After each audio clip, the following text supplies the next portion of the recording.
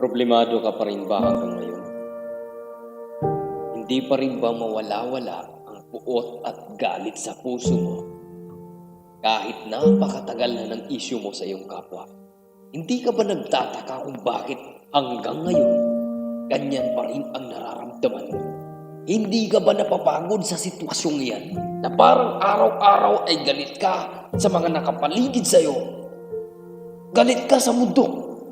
Sinisisi mo ang lahat.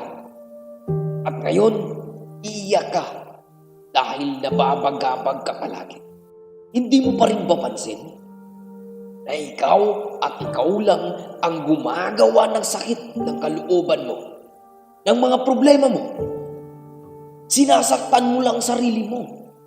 Hindi ka kasi marunong tumanggap ng iyong pagkakamali dahil sa tingin mo, perpekto ka at walang pwedeng umapat sa iyo. Kaibigan, hindi ka tinatapakan. Ikaw lang ang nag-iisip niyan. Gusto ka lang tulungan pero ayaw mong makinig.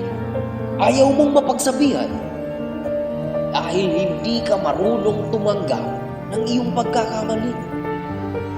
Ikaw lang patuloy na gumagawa ng gusot sa buhay mo dahil hindi ka marunong tumanggap ng iyong pagkakamali. Hindi ka marunong magpakumbaba. Na kahit alam mo nang may pagkakamali ka, pero sinisisi mo pa rin sa iba. Kaya ang resulta, mainit lagi ang ulo mo. Unti-unting lumalayo mga tao sa iyo. Hindi kaya makapag-impluwensya ka ng ibang tao na maging katulad ng pag-uugali mo. At iyan ang delikado.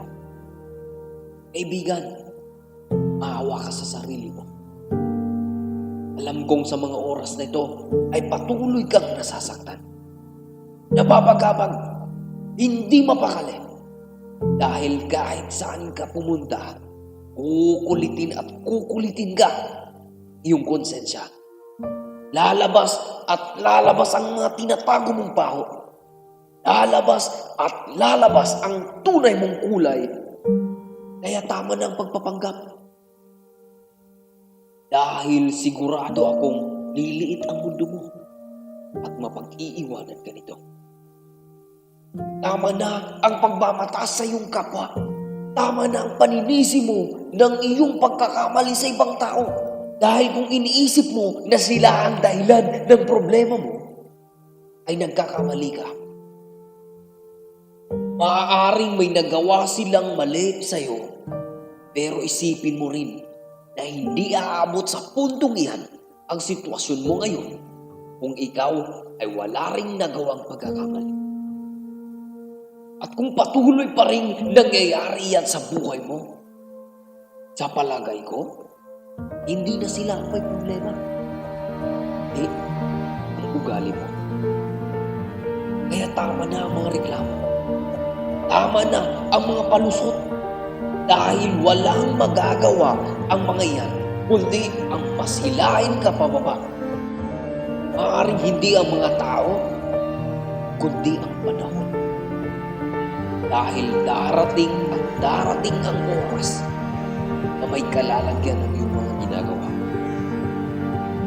Kaya habang may oras pa, tulungan mo ang sarili mo. Tulungan mo ang sarili mong baguhin ang pag-uugali mo siyang nagtutulot sa iyong problema. Tulungan mo ang sarili mong ayusin ang mga gusot habang may oras pa.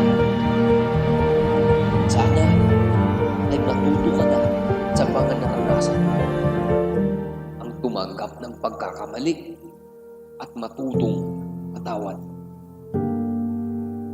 Sana maintindihan mo yan, kaibigan. Dahil hindi lang pagmamahal mo sa kapwa ang nawawala. Hindi, pati na rin pagmamahal mo sa iyong sarili, sa Diyos. God bless.